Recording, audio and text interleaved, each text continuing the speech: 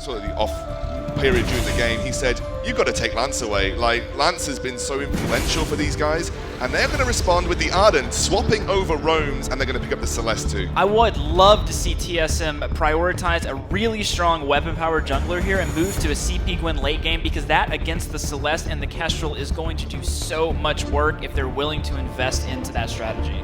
Bonsi, they're going to go for a Samuel here. It's a poke war at its finest. I don't know if you go into a poke war with Phoenix Armada. You need an advantage from draft. You don't want to break even coming out. Well, here we go. Xingyi, where are you thinking? Well, look at the Samuel. The Samuel didn't work so well last time. There are things that they've been trying to do that feel forced, and in this game, they need to just play Vainglory. Alright, well, Vainglory went that early weapon blade. I wasn't sure if that was indicating maybe something we saw from him during the regular season of Evil 8, which is that weapon Samuel, but here comes the rotate out of Druid. Phoenix, they want to go for a fight, but Druid actually getting a kill quite quickly here. He might go down. Flash picks up the kill. He's very low health, but he gets out of there. Mango, he's trying to chase, but Best Chuck, he's going to pick it up. Team SoloMid, they rally here in Hollywood and pick up 2 kills to kick off this game. Yeah, I mean, that was really nice. TSM able to take advantage of that. But Phoenix, a little bit just overstepping themselves there and a bit uncharacteristic of this team. But TSM doing exactly what they need to do there, and it's really nice. This is a great way for them to be starting off this game. Oh, and Willie, talking about starting off the game right, Team SoloMid find another kill. Have we discovered the secret sauce, Humanist? Is it taking Willie off that Lance? Well, if Willie forgets how to rotate when he's not playing Lance, then yes. I suppose that is a fair point. We got Flash X and Vainglory making their way back to the shop. What are they going to pick up as the game goes on? I'm really curious about how Vainglory is going to choose to play this, for example. Flash probably going to go for that fountain. No surprise But you asked when the game is loading if we're going to see the weapon Samuel coming out, and I just hope that that's not what we would see here. The reason I asked is because Fuji was saying, okay, they want a strong weapon early jungler. Vainglory's weapon Samuel has actually been very strong in the early game in the Evil 8. That's a different level of competition. It's a different situation than here at the World Championship. I guess maybe Vainglory not wanting to take that risk. Well, as of this morning, it was almost Evil 8 plus Phoenix Armada, essentially. But right now, TSM doing a pretty good job. 3 kills here, 2.5 minutes in. They're doing exactly what they need to do. We see Vainglory getting into a little bit of an engage, or trying to be harassing. Druid getting involved there in the same place that Phoenix was making a lot of their plays last game. Flash taking some inspiration with his rotations and the types of plays he's trying to make. Even with the 3-kill advantage, though, it's important to realize Team SoloMid not particularly far ahead. In fact, they're about 100 gold in the lead. In fact, now it's falling behind. Best Chuck's got to leave his lane, try and get back to the turret as Druid actually moves forwards. He wants to go for that core collapse. Can't find it. Vainglory making his way up, taking a lot of poke damage with flashes here. Best Chuck trying to set this kill up. Vainglory, can he get close enough? 2-man nice coming out of the flash. Willie knocked back. He's been betrayed by Lance. Flash and Team SoloMid pick up another kill. Vainglory actually, look at this. Vainglory wants a little bit more, finds that Malice. Doesn't get the verdict, but he's certainly toying with the idea of going in here. We know what he's like. That's the Drifting Dark. Oh, that's a bit wide. It's not going to land. Mango should be able to get away. Right, but Vainglory posturing there means that they're not taking anything away from the jungle, so this could turn out to, to go against them here, but Mango sitting on very low health. It looks like it's still going the way of TSM. It is for now. Vainglory is well trying to take the back treant too. Team SoloMid trying to just eke out every advantage in the early game they possibly can. Yeah, this is still trading back pretty evenly though, as you said before, even though the kill lead going the way of TSM. Let's see if they can start to get some advantage off of this. We're 4 minutes into the game. We have mini miners out on the map. If we're talking about some of the stuff that the analyst mentioned before and wave control, I think that's a great example of Team SoloMid maybe not having that same level as Phoenix Armada. They did not have a wave to work with whilst Vainglory pushed people off of the turret by moving behind it. Instead, Best Chuck had to shove like another wave, another wave, another wave, and as a result, you gotta wonder if maybe Vainglory should have just gone for the jungle invade, should have just gone for the back camps immediately. In the end, it worked out similarly, but in terms of the amount of time it took Team SoloMid to accomplish the same thing, it was much longer. Yeah, it definitely was. I think there's something to be said for both approaches there. Vainglory also was keeping Phoenix from teleporting back to base, regening up, and purchasing some items, so that's definitely a benefit to his team. But as you said, I think Phoenix definitely have to play there. All right, well, Phoenix do get their front camps Willie now making his way back up towards the lane, trying to help out Druid, who, by the way, not hitting that 10 CS per minute mark just yet. Actually sitting around 40 at 5. Get back to that overlay. Let's see. Vainglory, BestChuck. BestChuck is at least equal for the time being. Yeah, so doing a good job with that early advantage Team SoloMid's accrued. Yeah, I mean, he's keeping up in the CS. He's also 2-0-2 right now. He's going to be building probably into that Starblade breaking point that we've seen time and time again here. Absolutely. That support collapse over the wall, and look at the poke damage coming out of Mango and Druid. Some good return on the Mango from Vainglory's Samuel, but you can see if you get caught in a choke point, Phoenix can still really lay down the hurt. Oh, they definitely can. And actually, one of the biggest weaknesses of TSM, I think, is moving through areas of the map without the proper vision. And we saw actually this exploited against them earlier in the tournament. Teams that were actually down, managing to find a way back into the game simply because Vainglory face checks the bush, and then suddenly he's dead. BestChuck does the same thing. They can't afford to do that here. Absolutely not. Every single play you make is critical here in the finals of the Vainglory World Championship. Team SoloMid has kicked this game off well, but can they keep the ball rolling? Vainglory starting to make his way in. Fade. Mango, is he going to be able to get this camp? Doesn't look like it. Team SoloMid keeping up. Vainglory, Malice and the Verdict both missing there, but he does get the mid. He'll get the fronts as well. And TSM taking a little bit of the map away from Phoenix. This is exactly what they need to do. I like that they haven't forced it up to this point, but just continuous accumulation of resources across the map, and they're doing a really good job thus far. Absolutely, and we do have the weapon power Gwen. She's going to spike a little bit earlier, making Team SoloMid looking to make some more aggressive plays sometime soon. You can see with FlashX and Vainglory both moving towards the lane. That's a good indicator that they want to start applying pressure again. Turret's still unscathed for Phoenix, though. They might be able to keep this defense going. Yeah, they should be able to. As long as you see the Helios stack up right in front, Druid, he'll go Supernova when he needs to, but it's also just a threat having that Helio down. Vainglory in the Drifting Dark there. Oh, nearly walking into that action camera, but not quite. Baiting in for Flash to land the impale. Willie has the fountain. Does allow Mango to back up a little bit. Core collapse on the Vainglory. Team Phoenix, they think they want to turn things around here, but it's not. Oh, Flash! He can't get over the wall! That's one kill for Phoenix Armada. They want more, but it's hard for them to chase blindly into the fog of war right now.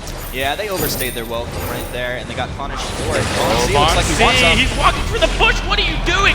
Mango and Druid pick up the kill. Now BestChuck on the run. He's going to skedaddle on out of there.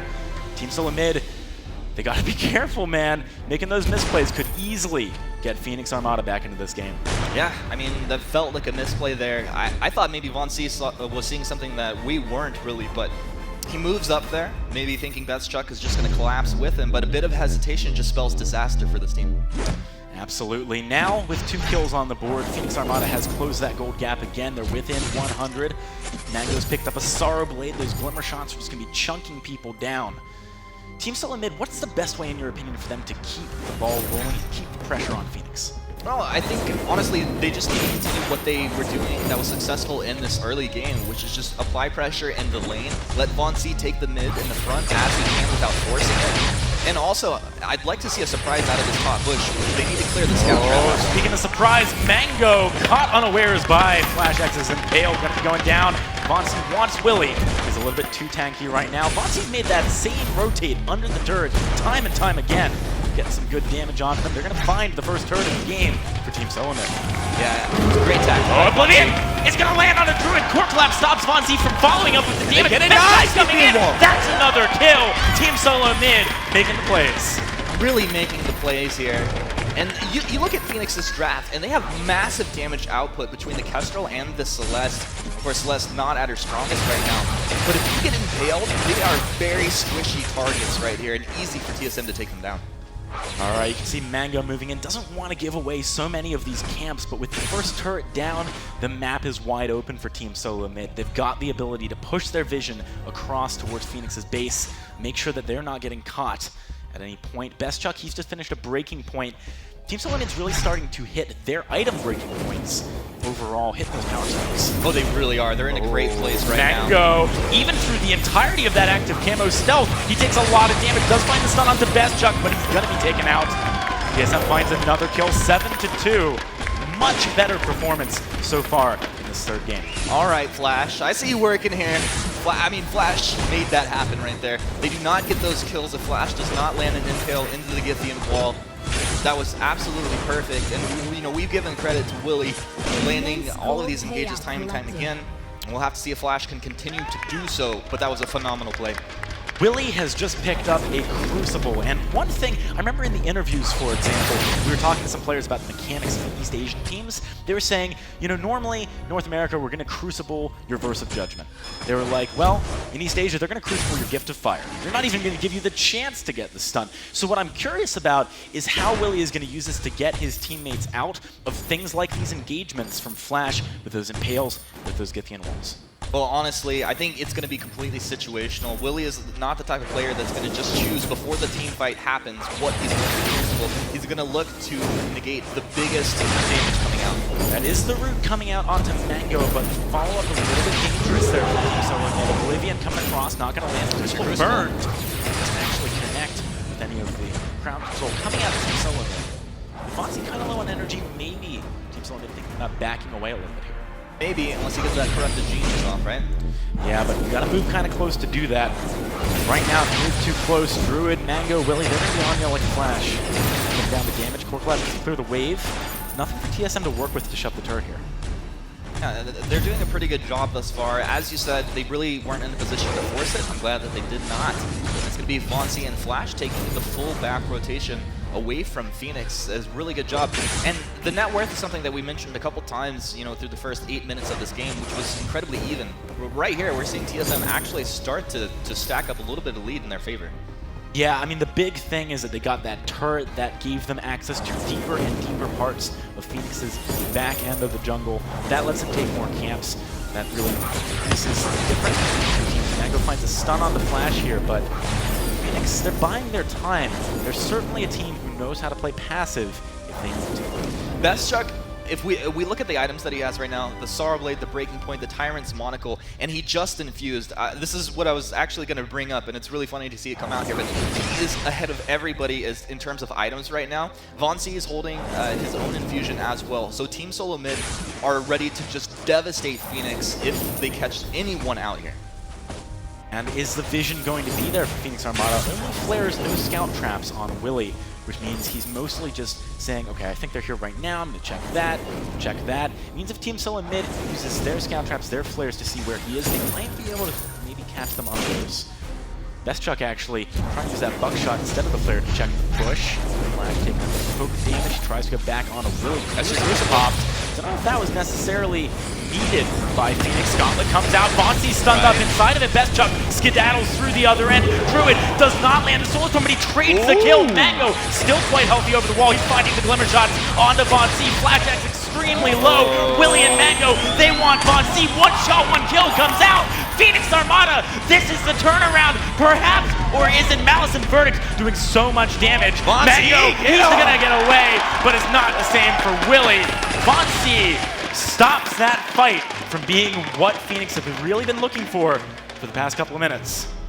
I'm actually very surprised that it traded out that evenly, and it has to come down to TSM forcing that fight. If they just take a fight on their terms in that moment, the advantage that they had right there was significant. And it's kind of tough to actually see that happen right there. Although Vainglory able to do okay cleanup in the end, it's definitely one of those fights that really could have been dominating from their side. Absolutely, and you got to remember, guys, the pressure these teams are under is immense. They're playing for the first World Championship. Look at this fight. Vainglory unable to really get into the meat of it straight away. Yeah, and Bestchuck forced away from his team into the back lines there as he tries to take down Druid.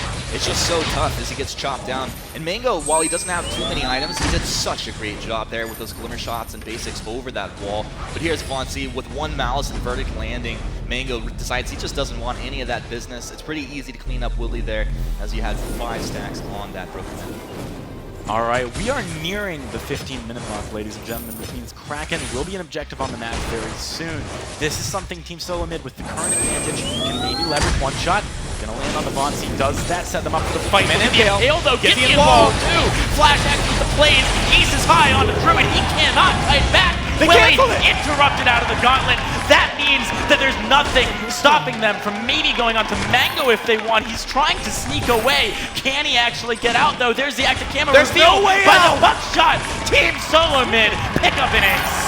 They're all the way up right here. Team SoloMid taking the perfect fight, canceling off the gauntlet. They did absolutely everything they needed to here. You're gonna see the fight start off, and Phoenix feel like they have a bit of an advantage as the one-shot lands, but this two-man impale into the Githian wall. Druid just gets blown up. The Oblivion coming out, canceling off that gauntlet. Feels bad for Willie, but a very nice play out of Team SoloMid. All right, with that, Kraken unquestionably going to be going the way of TSM. The 12 kills to 4. They're massively ahead in gold right now at around 5,000. A little bit of life back in this crowd back here. Oh huh? man, home crown's hyped up. Team SoloMid, they're thinking about pushing in here though. They gotta be careful not to overextend, however. In the moment, in the rush, it could get very tempting to go too far. Well, even the best teams can sometimes make mistakes when they get that Kraken and start pushing down into these lanes. You hope that TSM, if you're a big TSM fan, are not going to overextend here. Team Phoenix, they just need to get that damage down. They have all the tools they need here. I mean, Phoenix, they do have a lot of poke damage. They do have the ability to kill the Kraken quite quickly. Team SoloMid doesn't need to pull the trigger if they want to really make this Kraken push go as far as the main crystal. But Flash X thinking about doing that right now. Roots on to Druid. Oblivion coming out as well. Crucible blocks in. Druid actually walking back in, trying to get onto the backline, trying to find the damage, but he's going to be going down before Willie can even fountain. Mango, can he get the damage he needs on the Fonzie? He's stunned up just a little bit. The Drifting Dark doing the work. Team SoloMid, they're going to take Game 3 and keep this series alive along with North America's hopes and dreams. You know, I figured there's a lot of people out there that would have written TSM off after the first two games. Dominating performance out of Phoenix. But Game 3, a completely different story here. I mean, TSM, they had the draft, they executed on it, maybe one or two mistakes. But